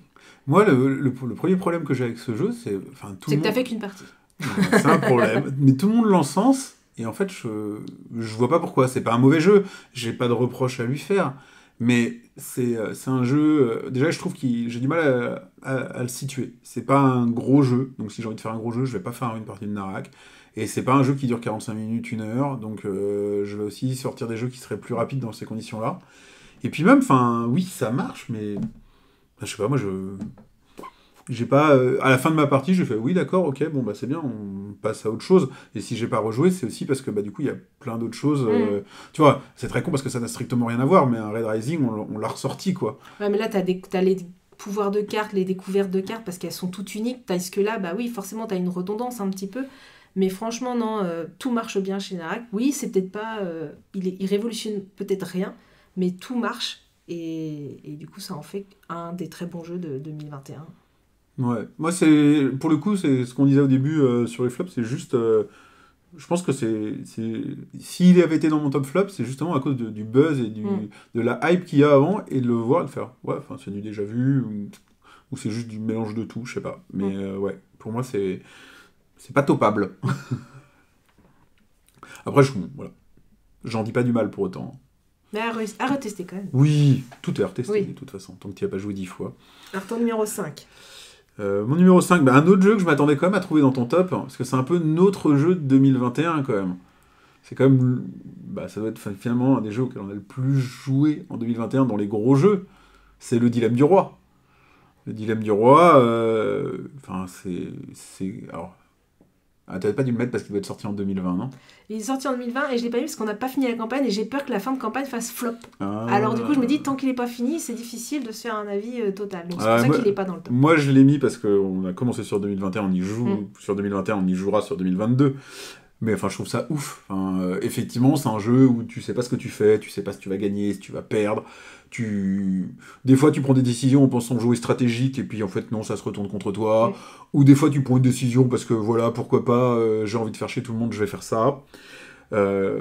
Souvent tu prends des décisions, les gens ne comprennent pas pourquoi tu l'as fait parce que t'as ton personnage, c'est pas ton peuple, c'est ton objectif aussi. Ouais, enfin ton objectif, mais ta région, là, tu représentes une région, donc elle a un peu sa façon de jouer à elle et tout, et des fois tu te retrouves à jouer d'une façon auquel les autres ne s'attendent pas, et alors ça provoque toujours des débats, des histoires autour de la table, mais toi tu sais pourquoi tu le fais, et du coup ça marche bien. Alors après, t'as une partie qui a duré un quart d'heure, et la suivante elle a duré 1h30, il a des défauts, parce que du coup c'est tellement velu que t'es obligé de reprendre les règles à chaque fois que tu joues. Et puis nous en plus on a eu une petite erreur, il fallait pas revenir en arrière, mais on s'était un peu bloqué. Donc, mais c'est tout ça quand tu vois, pour moi la volumétrie de l'histoire, du tout, c'est anecdotique. Et voilà, le fait est qu'on est 4 dessus, on a décidé d'aller jusqu'au bout et on se donne les rendez-vous pour le faire, donc c'est qu'on a envie de le faire. Et puis c'est un objet, c'est un objet ludique à part entière, un peu un ovni comme ça. Donc pour moi il mérite clairement sa place. Et puis maintenant je suis curieux parce que le dilemme de la reine va arriver. Donc qu'est-ce que ça va être? Bon, je sais pas si c'est exactement le même format, je sais pas si j'irai. Mais, non, ils vont forcément changer. Ouais, ils vont forcément changer. Mais le Dilemme du Roi, c'est une expérience, quoi. Oui, c'est une expérience. Je suis très contente qu'on se soit lancé, qu'on ait choisi de faire la campagne. Ok, je pensais comme le trouver dans ton top. Eh ben non. Alors mon numéro 4. Ton numéro 4. Un petit nouveau, tout petit nouveau. Enfin non, un petit, pas si petit, plutôt gros. Enfin moyen, on va dire. Les aventures de Robin des Bois. Donc pareil, c'est un peu comme toi pour All Trail, c'est-à-dire qu'il vient d'arriver. Il est sorti finalement fin décembre, courant décembre là, il ne devait pas forcément sortir. Donc j'espère que ça lui portera pas préjudice parce que c'est un très bon jeu. C'est un jeu, mais c'est plus une aventure. On va découvrir un plateau. Le plateau est modulable parce qu'on a des petites cases qu'on va pouvoir retourner. On va on va se déplacer, on va aller discuter avec un personnage, mais suivant l'histoire, il y a plusieurs scénarios. Suivant le scénario, le personnage-là, il ne dira pas la même chose. On a un beau livre, l'édition est magnifique, on a un beau livre relié, magnifique, où on va aller, suivant on va dire, je vais voir tel personnage, suivant le scénario, il va me dire ça. Et ça va me faire avancer dans ma mission pour ce scénario-là. Et donc le jeu, voilà, il est très... pour moi, il est assez immersif. Il y a un peu de lecture, mais pas trop, donc juste ce qu'il faut. Il reste familial, ça reste pas du gros jeu, il n'y a pas des grosses décisions, c'est plutôt exploratoire. On va se déplacer, on va aller discuter avec tel personnage qui va nous dire d'aller faire ça, qui va nous aider dans notre mission. Et là, je suis à la 4e, histoire. Là, il y a un petit embranchement pour justement pouvoir le refaire, parce qu'il y a deux missions possibles après pour la fin. Et voilà, moi, je pense qu'il pourrait, comme tu disais, presque être plus haut. Je suis qu'à la 4e, mais pour moi, voilà, là, il sort énormément. On a vraiment hâte. Allez, on fait le chapitre suivant. Et donc voilà, les aventures de Robin des Bois, je le conseille en familial, légèrement narratif. Voilà. Et du coup, moi, j'y ai pas joué et je me suis même pas renseigné dessus. Donc c'est un coop. Ouais. C'est pas un legacy. C'est pas un legacy. Tu dis t'es rendu à la mission 4, si demain je te dis on joue, est-ce que tu peux refaire la 1 avec moi? Oui, c'est un peu ennuyeux quand même, parce qu'on a une mission, mais je me disais ça, c'est un peu comme une pandémie. Finalement, pandémie, on doit résoudre les virus. Donc, est-ce qu'on va y arriver? Voilà, c'est toute la question, mais finalement, le but, il est le même. Là, on peut... Un pandémie classique, quoi. Classique. Là, c'est un peu pareil, c'est-à-dire que la mission, je sais comment on peut y arriver, mais est-ce qu'on va y arriver? Mais bon, je pense qu'il est difficilement rejouable, quand même. Ah ouais. Donc, tu le revendras? Ouais. Bon, bah alors je le prendrai puis je jouerai avec chien. C'est ça. D'accord, ok. Ça marche. Alors, mon numéro 4. Alors, moi, mon numéro 4, c'est marrant parce que finalement, il y a des gens, s'ils doivent le mettre dans un top, ils devront le mettre dans le top 2022. Mais je l'ai eu en 2021. Ah oui. C'est Flourish, qui sort en France juste là, en ce moment, au prix de 40 €. Mm, mm. Et en fait, c'est déjà un premier point, enfin, au prix de 40 €. Mais putain, mais achetez-le. Mm. Moi, je l'ai payé 60, c'était hyper cher. Mais Parce qu'il, pour dire, il était sorti sur Kickstarter, Voilà. avec une version française via Kickstarter, mais Ouais. pas encore dans les boutiques. Exactement. Et du coup, j'ai acheté cette version-là, ce qui était extrêmement cher, mais c'était un coup de tête. Et la version qui sort en boutique est la même, avec les mêmes extensions dedans et tout. Donc pour 40 balles, c'est une affaire. Donc, faut l'acheter. Faut l'acheter. Donc Flourish, c'est un jeu de draft. On va le comparer à Seven Wonders, tout simplement. Avec quelques twists. Le fait est que par rapport à un Seven Wonders, notamment, faut surveiller le jeu de tout le monde. Alors, il se joue en coop ou en chacun pour soi. Il marche très bien dans les deux cas. Et dans les deux cas, vous devrez vraiment surveiller ce que fait tout le monde. Le mode coop est particulier, c'est un mode coop où en gros, il faut faire des points, il faut faire le plus de points possible. Puis si tu dépasses tant de points, c'est une médaille d'or, sinon c'est une médaille d'argent. C'est un truc qui normalement marche pour moi pas trop dans le coop, c'est un peu genre, allez, on fait un coop et puis vous faites des points et puis c'est tout. Mais en fait, dans Flourish, cette expérience de coop où tu dois surveiller tout le jeu de tout le monde en te demandant si cette carte, elle est mieux chez toi ou chez les autres, je ne l'ai pas retrouvée dans d'autres jeux. Et c'est pour ça que le coop marche très bien. Au final, les points, tu t'en fous. L'expérience de jeu, coop, elle marche super bien. Et des fois, tu as une carte et tu dois la passer à quelqu'un qui est à 2 ou 3 places de toi. Donc, comme dans un Seven Wonders, tu vas falloir que ça passe à ton voisin, qu'il la passe à ton voisin. Et c'est tout un challenge, sans parler, de dire, bon alors, je lui passe cette carte-là à lui parce qu'il en veut pas, il devrait réussir à la passer à son voisin, qui lui va voir que son voisin en a besoin, je vais tenter ça va marcher, on va faire plein de points. Et bien, cette expérience-là, elle n'est pas ailleurs. Et du coup, elle marche hyper bien. Et surtout, le jeu est jouable également jusqu'à 7 joueurs. Et nous, on l'a joué à 7 en coop, et ça marche, mais hyper bien. Alors ça devient vraiment dur d'aller voir ce que fait le mec qui est vraiment à l'opposé de la table, mais encore une fois, ça marche. Et une expérience de jeu comme celle-là en coop à 7, eh ben j'en connais pas d'autres. Et puis même le thème marche, finalement t'es là, tu fais ton jardin, et puis les discussions autour de la table, t'es pas en train de dire tiens qu'il y a des cartes rouges ou des cartes bleues, tu fais il me faut moi je fais des roses, il me faut des roses, attends j'ai des bleuets, tiens je te file des bleuets. Non mais il est joli en plus. Ouais, il est joli, le thème marche, l'expérience de jeu est vraiment cool, tu peux tout à fait y jouer autant en coop qu'en chacun pour soi. Il n'y a rien qui marche pas dans le jeu. Et les extensions, alors elles amènent plein de petits éléments en 3D qui sont pas méga utiles, et surtout c'est chiant, les trucs en carton que t'emboîtes et qui s'abîment. Mais voilà, tu peux les mettre facilement et elles sont cool. Donc à 60 €, je sais pas si je l'aurais conseillé vraiment parce que c'était cher. Mais là, à 40 €, n'hésitez pas, c'est un super objet ludique. Donc voilà, c'était mon numéro 4. On rentre dans le vif du sujet, le top 3 de chacun. Alors moi, quel est ton top 3 ? Il faudrait qu'on mette un petit son là. Je sais pas faire. Top 3. Le top 3 2021 pour moi, c'est Lueur.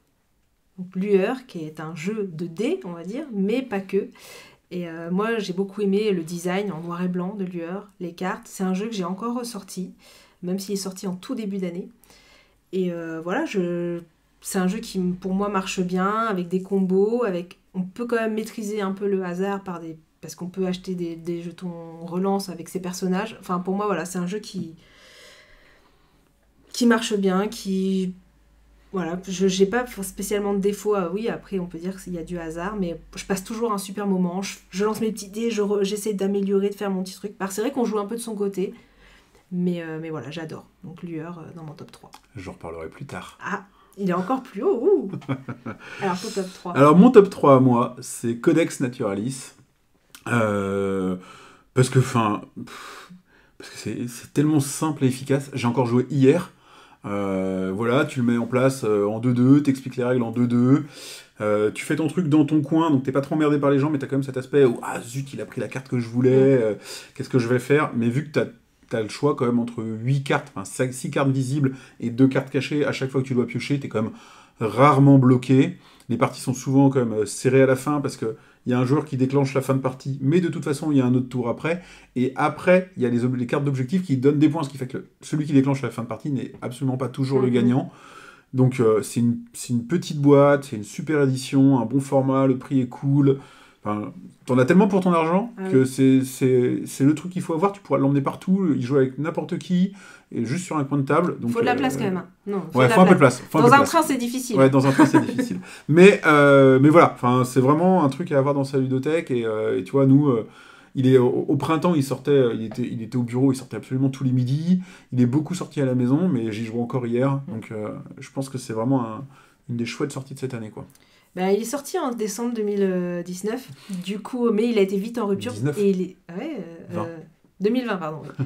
Et en fait, c'est pour ça qu'il n'est pas moi dans mon top, parce qu'il n'était pas sorti, mais c'est vrai qu'il a été en rupture tout de suite, et il a été régulièrement en rupture, mais clairement, c'est le jeu qu'il faut avoir, en fait, dans sa ludothèque, on peut pas passer à côté, je trouve, en rapport qualité-prix, profondeur Ouais, de c'est jeu, clair. prix, on peut pas trouver mieux, quoi. On a l'impression d'une petite boîte de jeux d'ambiance, Ouais. alors qu'il y a une vraie profondeur, et les parties elles vont vous demander des vraies réflexions Et ça, et tout, quoi. c'est le seul à ce prix-là de pouvoir faire ça, quoi. Donc, Clairement. le top 2, qui est ton flop numéro 1. Donc mon top 2, c'est À la recherche de la planète X. Ah, je sais qu'on le trouverait tout en haut. C'est le jeu que j'ai le plus joué cette année, en termes de parties. Pour moi, en fait, alors je suis d'accord, oui, il y a peu d'interactions. En fait, on va faire sa propre déduction chacun dans son coin. Mais il faut être le plus rapide à faire cette déduction et à trouver où est la planète. Donc, faut quand même, c'est comme une course contre les autres. Et moi, en fait, je cherchais un jeu de déduction. On m'avait beaucoup parlé de Cryptid. Et en fait, Cryptid, ça se joue à 3. Et moi, il me fallait un jeu à 2. Et du coup, dans ce type de jeu, j'en avais pas. Et donc, déduction à 2. Et moi, il a marché tout de suite. C'est clair qu'il y a une courbe d'apprentissage. Et ça, c'est difficile quand on joue avec... quand on y a joué beaucoup et qu'on joue avec des novices. Par contre, le mode solo est bien fait. Et du coup, moi, j'y joue en mode coopératif maintenant. Parce qu'à la maison, justement, il y avait un peu cette frustration, des fois, d'écart de niveau. Et du coup, on y joue en coop, contre le jeu. Et en fait, en coopératif, ça marche super bien, parce qu'on pense pas toujours à tout pour éliminer des possibilités. Ah ouais, j'avais pas vu ça, vas-y, on part ça on peut. Et en fait, en coop, à 2, en tout cas, nous, ça marche très bien. En fait, c'est dans ce mode-là qu'il faudrait que tu me le fasses essayer. Ouais, je pense. Mais quand je dois faire découvrir, finalement, c'est ce mode-là qu'il faut que je fasse... qu'il faut que j'utilise, parce que sinon, comme tu disais, il y a une frustration de se faire un peu écraser, peut-être. Après, on était 3 ou 4. Tu fais peut-être pas le coop à 4, quoi. Ouais, peut-être, non, ouais, c'est pas intéressant. Mais... Non, mais à 2, ouais, je vois bien l'idée. Et effectivement, du coup, là, tu vas le retransformer, ce que je disais tout à l'heure, tu vas le retransformer en jeu de société, puisqu'il n'y aura plus qu'un téléphone pour 2. Donc, quelque part, c'est pas aussi gênant, parce que quand nous, on a joué, c'était chacun vraiment avec son téléphone. Ouais. Je pense que, ouais, effectivement, je vois l'intérêt du truc. Et en 2 joueurs, je dirais, ah ouais, ça peut marcher, ouais. Clairement, ouais. Donc mon top 2, parce que j'ai pas d'équivalent et que c'est le jeu que j'ai le plus joué. D'accord. Et bien moi, mon top 2, j'ai hésité à le mettre en 1. Mais je l'ai mis en 2 parce que c'est un plus petit jeu et que fondamentalement j'ai du mal à mettre en 1 un jeu d'ambiance. Ouais. Mais c'est le jeu auquel j'ai le plus joué cette année. Non, le jeu auquel j'ai le plus joué cette année, c'est Codex, celui-là est deuxième. C'est Oh My Brain, de Théo Rivière. Je m'y attendais pas. Je sais pas, je voulais un jeu d'ambiance en fait. Clairement, cette année a été pas mal marquée chez moi par des achats de jeux d'ambiance.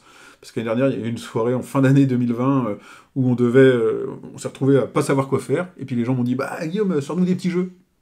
J'ai pas de petits jeux en fait. J'ai que des trucs qui durent 45 minutes. Et du coup, cette année, je me suis posé cette question de me dire, bon, ok, il faudrait que je me fasse un peu une ludothèque ludique. D'ailleurs, il y a d'autres jeux qui auraient pu apparaître. Oui, je viens de penser à un grand absent là, de ton top. On en verra après, peut-être. Ce sera intéressant de voir, tiens. Enfin bon, bref. Et donc voilà. Et du coup, achat de Oh My Brain. Au début, je voulais acheter Loading. Et au dernier moment, j'ai opté pour Oh My Brain. Et comme je disais, avec Codex, c'est un des meilleurs achats de cette année. C'est-à-dire que je l'ai quasiment tout le temps avec moi. Au bureau, il est dans un coin. Et voilà, là, j'ai joué. On est en début de semaine, on est lundi. J'ai joué vendredi et j'ai dû jouer jeudi aussi. Ça sort vite, ça sort tout le temps, ça sort avec les enfants, ça sort avec des non-joueurs, ça sort avec des joueurs. C'est fun, c'est assez innovant avec le système de double main entre ta main et ton cimetière. Tu te retrouves à vouloir pourrir quelqu'un, mais pendant ce temps-là, quelqu'un d'autre gagne. J'ai pas de reproche à lui faire. Si j'en ai un, ce que je dis, c'est que j'aimerais pouvoir y jouer à plus. Il doit être limité à 5 joueurs, et je me dis, mais pourquoi j'ai envie d'y jouer à 7 ou à 8 Mais voilà, et en plus c'est édité par Lumberjack dans leur gamme des Coffee Break, que je trouve que c'est super gamme, c'est des gammes sans plastique, sans machin. Ouais, super édition, super jeu, qui sort tout le temps, qui sort souvent. C'est peut-être encore plus une surprise que ne l'a été Codex quelque part, quoi. Je comprends. Mais toi, non. Pas Bah plus que si, ça. j'ai joué qu'une fois, il faudrait que j'y rejoue. Ah, t'as je joué comprends... qu'une fois. Ouais, c'est pour ça, je comprends la hype, je comprends que ça marche bien. Moi, j'ai eu d'autres jeux, donc j'ai plus préféré Vélomino ou d'autres jeux de défausse. Bah, Ouais. Art Robbery, moi, que j'ai mis Mhm. dans le top. Mais voilà, y rejouer, je comprends que ça marche et voilà, enfin, Ouais. c'est normal. Alors, roulement de Le tambour. top 1, alors Ton j'ai top beaucoup 1. hésité, je sais qu'il y en a, ça va... Ouais, mais je l'ai mis quand même en top 1. Donc j'ai choisi Happy City. Happy City, pour moi, c'est... franchement, c'est... Il n'a pas de défaut, le jeu. C'est-à-dire qu'il a une super édition, une petite boîte, il est hyper rapide. Moi, c'est ça, je sais que j'aime beaucoup les jeux rapides, donc il y en a qui vont lui reprocher son manque de profondeur, mais il va vite. Au bout de 10 cartes, ça met fin à la partie. Pour moi, c'est un mini Splendor, mais il gomme un peu les défauts de Splendor parce qu'il est un peu plus interactif, parce on va piquer la carte, mais on va mieux se rendre compte de ce que l'autre a besoin. Et ouais, donc moi, Happy City, pour moi, il marche à fond pour le prix, pour ce qu'il offre, pour tout ça. Et en plus, voilà, vous pouvez tester sur BGA. Et ouais, je pense que pour moi, c'est un des meilleurs jeux sortis pour moi cette année. Et qui est assez, justement, pour tout le monde, quoi. C'est marrant parce que j'ai hésité, mais vraiment pour chercher la bagarre, à le mettre dans mon top flop. Parce que moi, j'ai fait 2 parties, et en fait, j'étais hyper frustré sur la fin de partie où c'est vraiment... en fait, c'est vraiment court. Alors oui, Ah oui, il y a que 10 cartes. oui, c'est une qualité, mais j'avais envie de construire davantage, plus. Puis alors, c'est pareil, toujours cette même histoire d'apprentissage. Du coup, j'étais un peu pan sur le bec, c'est fini, quoi. Ah ouais, mais du coup, pas du tout, quoi. Et bah, je pense que juste, ça me correspond pas tellement, finalement. Ouais, ouais. Moi, pour ce genre de mécanisme, bah, j'ai envie de construire un peu plus. Si je dois jouer pas longtemps, bah, j'ai pas envie d'être frustré. Donc, je pense que c'est pour ça qu'il a pas très bien marché chez moi. Donc, non, il méritait clairement pas un top flop, c'était vraiment pour chercher la petite bête. Mais ouais, il a pas. Je me suis pas super amusé et j'étais frustré. Donc, bah, forcément, il rentre pas dans mon top. Ouais, moi je comprends, mais c'est vrai que moi, tout ce qu'il peut offrir, parce que moi, Splendor, j'ai un peu plus de mal, alors que c'est pareil, ça reste une référence, parce qu'on parle des Splendor-like, et là, pour moi, il est interactif, rapide, joli, voilà, tout ce qu'il faut. D'accord. Alors, mon top 1 à moi, il n'y a plus aucun suspense.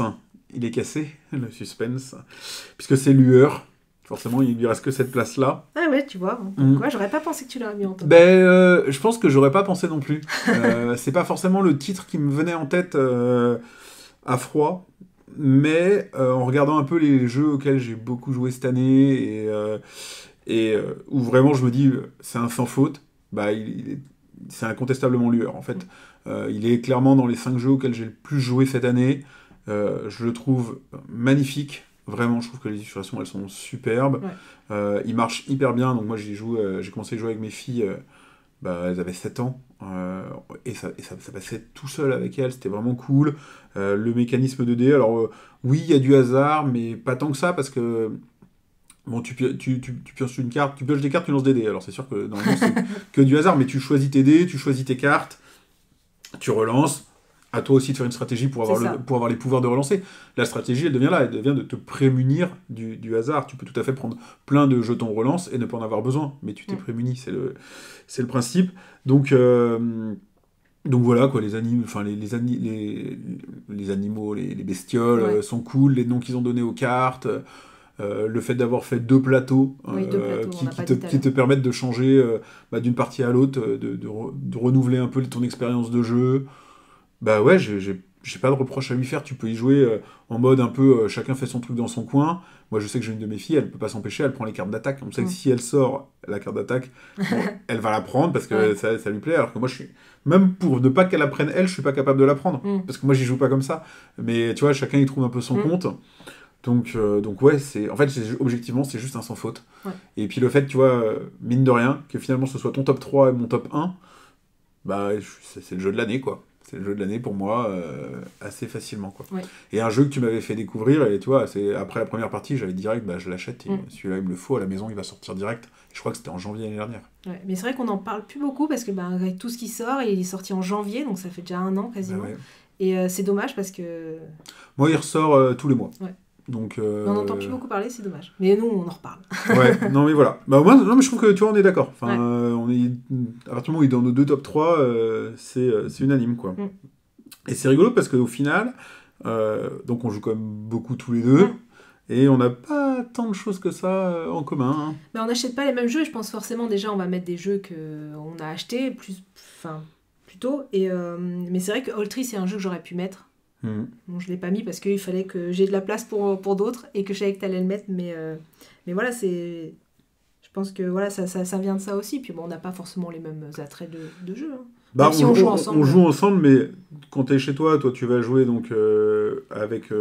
Ouais, moi je joue beaucoup des petits jeux plutôt à familiaux, voilà, assez rapides, à 2. Voilà. Donc c'est vrai qu'on n'a pas du tout les mêmes conditions de jeu. Moi je vais jouer à 3 avec mes 2 enfants. Ouais, donc c'est pas du tout le même contexte. Donc je cherche... je cherche du 45 minutes. Il y a quand même des trucs qui se ressemblent. Mais c'est quand même pas la même ambiance de jeu, quoi. Ok. Bon, bah, vous nous dites dans les commentaires, il n'y a pas tellement de commentaires dans les podcasts, mais sur notre Discord, rejoignez-nous, hein, on vous mettra le lien dans la description. Venez nous dire si vous n'êtes pas d'accord, si vous êtes étonné. Criez sur les absents. Ouais, c'est ça, lesquels comment ça, vous avez pas mis ça? Moi, je pensais que t'aurais mis le roi des 12. Eh ben, figure-toi que... Il est en 12. Ouais, c'est un peu ça, il est en 12 en fait. Dans mon nombre de parties jouées, pur et dur, il était à peu près au même niveau que Codex et MyBrain, je crois que c'est le top 3 à peu près. Et en fait, comme je dis, je suis pas non plus un gros joueur de jeux d'ambiance. Donc oui, il est sorti facilement, machin et tout, mais il est quand même loin d'un Codex, alors Codex n'est pas un jeu d'ambiance, mais loin d'un MyBrain, pour moi. Il sort hyper bien, il sort facilement. Mais alors pour le coup, c'est du pur chaos, c'est du pur on rigole, on lance les dés. Voilà, c'est pas mon mécanisme favori ni rien, quoi. C'est pour ça qu'il y est pas. Moi, j'ai roi d'un 11, du coup. Vas-y. Bah non, mais c'est pour mettre en 11e alors. Ouais, mais c'était pour en fait tout ce qui était j'ai pas mis tout ce qui est un peu escape game tout ça. Mais par exemple puis j'allais pas les mettre. Voilà, Codex, l'aventure, je sais plus l'histoire de Léonard de Vinci ou le Legacy qui sont un peu pareils où on a une lettre de notaire et on découvre et c'est des jeux je l'ai pas mis dans le top mais c'est une expérience de jeu super et si vous aimez un peu les escapes, les énigmes, allez-y quoi parce que c'est 2 jeux super. C'est la reco en plus quoi. Ouais. Que j'ai pas pu mettre dans le top 10. Ok, donc venez nous dire ce qu'on n'a pas mis et ce qu'on n'aurait pas dû mettre, hein, on sera ravis. On a des regrets quand même, on a on va faire ça. Un petit top regret, c'est pas facile à faire un exercice top regret aussi. Moi ça a été facile. Ah ouais. Ouais, je vais dire les 3 d'un coup, on va pas faire longtemps parce que de toute façon, en fait les regrets c'est finalement pourquoi c'est qu'ils sont pas dans le top et peut-être ils y auraient été mais c'est qu'on n'a pas pu y jouer. Oui c'est ça oui. C'est ceux auxquels on n'a pas joué mais on sait que peut-être ils auraient pu faire un bon conséquent donc j'ai mis la baie des marchands. Ah non moi j'y ai joué. Ah toi tu y as joué. Ouais. Bon bah moi j'y ai pas joué et j'aurais bien voulu. J'ai pas accroché. Du coup j'ai pas testé. Iki aussi qui a pas mal buzzé. Qui était une réédition qui buzz beaucoup. J'aurais aimé tester mais voilà pas testé et un gros absent parce qu'il est dans les top 1 de plein de vidéos de plein de youtubeurs etc qui est Dune Imperium. Ah je suis pas hypé. Et en fait il est tellement numéro 1 de beaucoup de gens que du coup moi j'y joue pas à 2 et apparemment à 2 c'est pas terrible mais du coup c'est un des regrets que j'ai pas pu essayer ce jeu qui est j'ai essayé de pousser Greg qui est fan de Dune à l'acheter. C'est un de nos partenaires de jeu réguliers. J'ai dit regarde c'est Dune tu dois l'acheter et tout puis il a fait un euro. Ok alors du coup on n'a pas trop de regrets en commun. Moi j'ai 3 regrets qui sont très différents. En 3 j'ai triché. Mais parce que c'est pas possible. C'est quasiment 2 jeux qui vont ensemble. En fait, c'est Evenice et Ragusa. J'ai hésité toute l'année à acheter un des 2. Enfin, pas toute l'année, mais depuis, c'est le passe-temps qui a beaucoup buzzé dessus. Et je me suis dit, ça serait cool. Et puis, il y avait le même éditeur, les 2 jeux qui sortent à peu près en même temps. Et il y a une sorte de baston un peu partout pour savoir lequel des 2 est le meilleur. D'ailleurs, ça les a desservis parce que je pense que si à un moment donné, j'avais su lequel prendre, je me serais peut-être plus décidé à l'achat. Et puis Ragusa. Ce qu'il a desservi aussi, c'est que son prix, c'est Philibert qui a cassé le prix hyper vite dessus. Il avait mis à 20 € hyper vite. Pas longtemps, la promo n'a pas été longue. Hein. Mais du coup, c'est des jeux, je me suis dit, puis c'est des gros jeux, et les gros jeux sortent de moins en moins. Donc ça m'a aussi freiné. Mais voilà, maintenant je suis en mode, si je les vois passer en occasion à pas cher, je les prendrai. Mais j'ai pas l'impression que c'est des jeux qui ressortiraient. Tu joues une fois, c'est bien, et puis bof. Voilà, après, tu joues pas. J'ai peur de ça. Alors que finalement, on ne sait pas. Mais j'ai peur de ça, du coup, je les ai pas achetés. Mais plusieurs fois dans l'année, j'en ai parlé en mode je devrais peut-être prendre ça, et puis je l'ai pas fait. Donc voilà, ça c'était mon 3. En 2, alors un autre cas particulier, parce que c'est un jeu que j'ai, et on n'y a pas joué. Et je me flagelle pour ça. C'est The Crew Mission Sous-Marine. Ouais. Que ça fait, je l'ai acheté, je l'avais en préco, donc dès qu'il est sorti, je l'ai eu, et on n'a pas joué. Et je suis sûre que j'ai préféré le The Crew 2, moi. Et ça, mais je m'en veux. Mais comment on a pu ne pas jouer à ça? C'est une... Bah, trop de jeux et puis Dilemme du Roi, voilà. Mais si ça se trouve, il aurait été, tu vois, haut dans le top, Ouais. quoi. Donc voilà. Et le top 1, mais j'ai l'impression d'en parler à tous les podcasts. Et ben, comme je disais, hein, le jeu, pour moi, qui était déjà dans mon top 2021, donc qui pouvait pas être dans mon top 2022, mais qui aurait mérité d'être dans mon top 2022, c'est The Loop. Parce que j'y ai énormément joué cette année. J'y ai quasiment autant joué qu'à Codex. Donc, c'est dire. Et ben, tout simplement, du coup, mon top 1 à regret, bah, c'est l'extension, c'est Footsia. Mais elle n'est pas sortie. Et bah si, ça y est, Oui, elle mais est du sortie. coup, c'est pas vraiment un regret de 2020. Bah c'est un regret Rien. parce qu'elle est pas sortie, ouais. Ouais. Normalement, c'est la première date c'était genre septembre, après c'était novembre. Novembre, j'y croyais dur comme fer. Et puis là, elle est sortie après Noël, quoi. Donc, et puis maintenant, moi, elle est dans une commande avec Cascadia qui, pareil, sera peut-être dans le top de l'année prochaine, on verra, quoi. Qu'on va reparler, je suppose, dans d'accord, la ok. rubrique prochaine. Donc voilà, donc 3 regrets différents. Un, j'aurais voulu les essayer. Un, je les ai achetés, on n'y a pas joué. Et un, il n'est pas sorti. Ok. Donc voilà. Alors, il nous reste... En tout cas, c'était une belle année. Ouais, pour faire le bilan. non, c'est une belle année. Mais au final, oui. Mais... Moi, je crois que j'ai doublé ma ludothèque cette année, quasiment. Ouais, Donc là, c'était un peu pas quand même, compliqué. mais oui, t'en as... Bah, J'étais pas... non, franchement, j'ai pas loin d'avoir doublé la ludothèque en une année, donc c'est un peu tendu. par la force des choses, tu vas devoir te calmer un petit peu, là. Ouais, là, je vais devoir. Puis je crois que je vais être obligée de passer par la case revente, hein, Ouais. parce qu'à un moment donné, Voilà, moi, j'avais dit que je dépasserais pas les 100 jeux dans ma ludothèque. Actuellement, je suis à 109. Donc, il faudrait que j'en vende certains. Il y en a, en plus, je sais que je dois les vendre. Ils sont pas sortis depuis 2 ans. Je trouve que c'est un bon chiffre, 100. Ouais. Donc voilà, il faut vendre. faut vendre. Ouais. Mais oui, c'était une super année. C'était une année riche en sorties de jeux, Et qualité. en qualité de jeu, mais comme le dit si bien dans la chanson qu'a fait récemment Simon du Passe-Temps, par contre... Trop de jeux. Ouais, t'es noyé sous le volume, t'es noyé sous les sorties, quoi. Ouais. Tu vois un jeu qui t'intéresse, en fait, t'as même pas le temps, finalement, de te dire est-ce que je le commande ou pas, qu'il est déjà noyé par les prochains. Hein. Tout à l'heure, on en reparlera tout à l'heure, mais qu'est-ce qu'il y a, c'est presque ça. Moi, je commence à me dire, attends, ça fait 3 mois que je l'ai commandé, est-ce que finalement, je l'attends vraiment encore, tu vois. Oui, parce qu'il y a d'autres choses qui vont sortir. Ouais, c'est ça. Donc, puis même, ce qu'on dit, hein, finalement, quand on cite le nombre de parties de jeu, on n'a pas beaucoup joué à tout, on fait un jeu, on le teste, il faut en tester d'autres. Ouais, c'est dommage, hein. Franchement, moi, c'est vrai que c'est un peu mon regret, là, c'est de pas assez poncer les jeux, quoi, parce qu'il y a des choses qu'on peut encore découvrir, on peut encore découvrir des choses dans certains jeux, et on n'y joue pas assez. Et puis du coup, tous les jeux qui demandent, comme on disait, hein, comme on l'a dit plusieurs fois, qui demandent une courbe d'apprentissage, si tous les joueurs ne l'ont pas, finalement, il y en a qu'un qui progresse de son côté, et du coup, les autres ne rejouent pas avec lui. C'est ça. Donc ça crée vraiment des déséquilibres, quoi. Et en plus, malgré tout ça, il y a quand même un paquet de jeux, tu dis, voilà, on aurait bien voulu essayer celui-là, on aurait bien voulu essayer celui-là. Et tu dis, mais c'est ouf, parce qu'on y passe du temps, on joue pas beaucoup, on joue pas souvent au même jeu, et malgré tout, on en rate encore plein, quoi. Ouais. Donc, je pense que par contre, c'est une maladie qui va... Enfin, une maladie, c'est quelque chose qui va pas s'améliorer. 2022, je suis pas sûre. Vu comment le secteur va tendre de plus en plus vers le monde littéraire, quelque part, et du coup, il y aura toujours de plus en plus de jeux à sortir, je pense. Ça va être compliqué, quoi. Alors, mais qui s'imposera, c'est ça le problème, c'est qu'après, il y a peu de jeux, finalement, qui vont s'imposer derrière. Je pense que des titres, comme étaient... comme l'ont été les Aventuriers du Rail, les Aventuriers du Rail, King Domino, même un Colt Express, c'était des jeux qui marquaient et qui restaient plusieurs années. Colt Express, il sort aujourd'hui, il est oublié l'année d'après. Ouais. Alors que maintenant, à l'époque où il est sorti, il pouvait marquer son époque sur plusieurs années, quoi. Donc c'est bien, c'est un peu réponse dans un an. Des regrets du monde du jeu, quoi. Alors, il nous reste une rubrique, si je ne dis pas de bêtises. Oui. La classique. J'ai triché aussi dans celle-là. Oh, mais c'est pas possible. La prochaine fois, moi, je m'en vais. Alors, le top 3 des jeux qu'on attend pour 2022. 2022, ouais. Alors... moi, j'ai 3 assez gros jeux, étonnamment. Parce que finalement, les petits jeux... les petits jeux, tu les entends pas parler. Ouais, on n'entend pas encore parler. C'est des surprises un peu à chaque fois, quoi. C'est ça. Donc, le premier, il devait sortir là. J'ai hyper hâte de voir ce que tu as mis dedans, parce que j'ai galéré à remplir cette rubrique-là. Je me projette pas tellement dans le ce qui vient. Ah, oui. Donc, je me suis dit... moi, c'est un qui devait sortir là, normalement, cette fin d'année, qui a été repoussé quasiment d'1 an, je crois. Donc, ça s'appelle Extinction. Qui est un jeu, il est dans mes jeux à essayer, mais qui est je ne sais même plus pourquoi. Coopératif, dans l'univers un peu animalier. C'est pas vraiment un zoo, mais c'est plutôt un parc. C'est assez familial. Moi, je pensais que c'était plus expert que ça, mais apparemment, il est vraiment plus familial. coopératif dans l'univers des animaux. La boîte était très belle, donc, et voilà, ça me hypait beaucoup. Et finalement, il est vachement repoussé, donc je ne sais pas ce que ça donnera.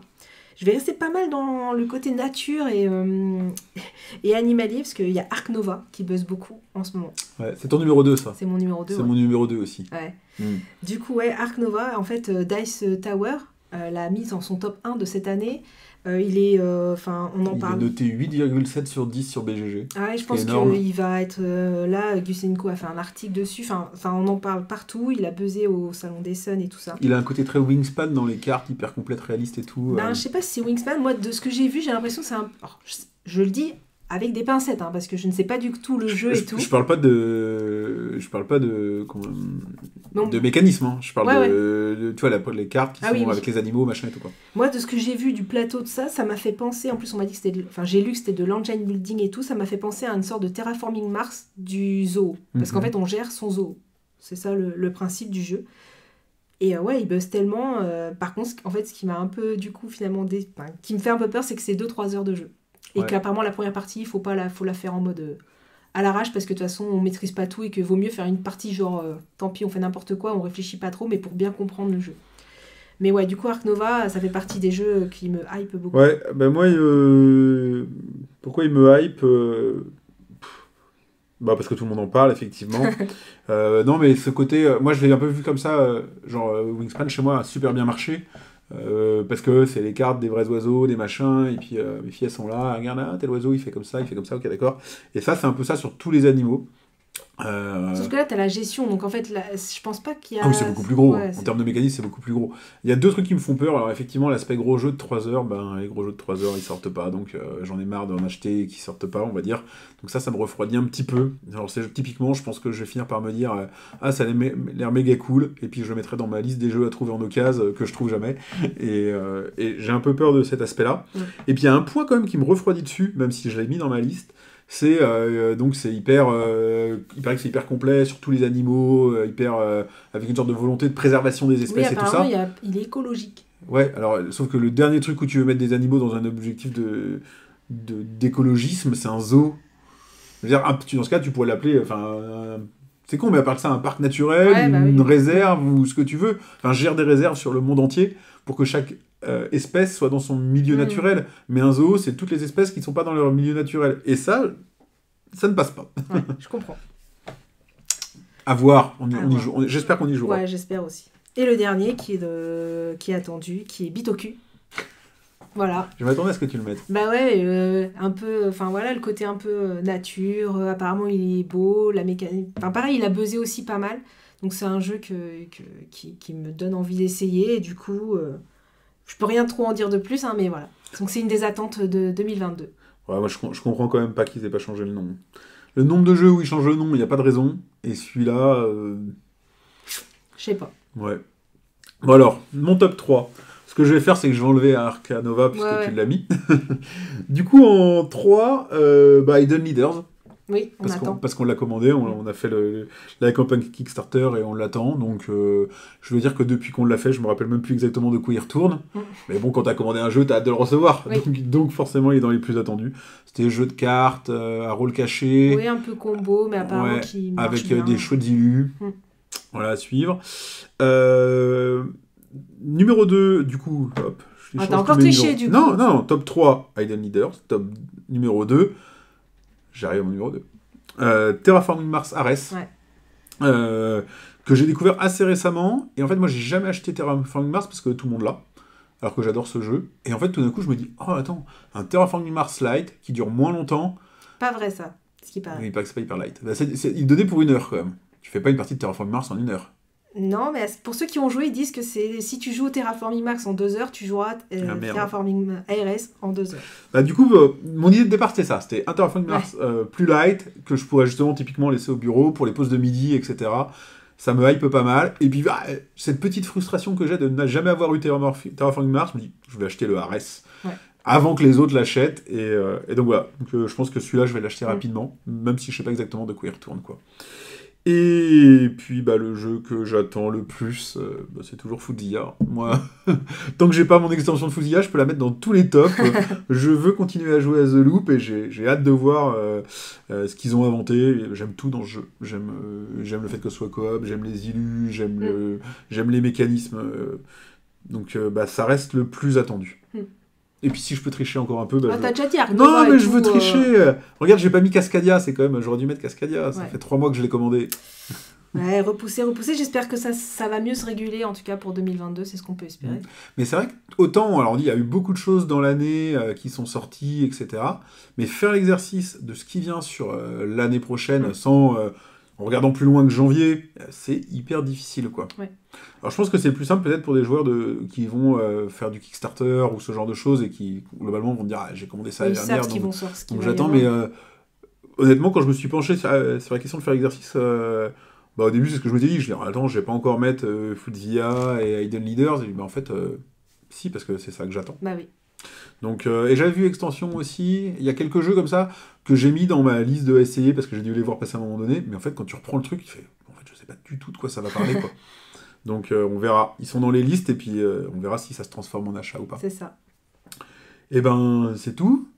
Merci à toi. Bah merci. Ce petit bilan de 2021. Ouais, vous avez vu nos catégories, donc encore une fois, n'hésitez pas à venir les compléter, nous dire si vous êtes d'accord, pas d'accord, sur notre Discord, on remet le lien en description, abonnez-vous, on est sur toutes les plateformes de podcasts habituels. Même YouTube maintenant. Voilà. Et puis, et je pense qu'on revient très rapidement avec un nouvel épisode jeu. Oui. On va faire du jeu là un peu, on a pris du retard. Donc à très vite. À très bientôt. Salut.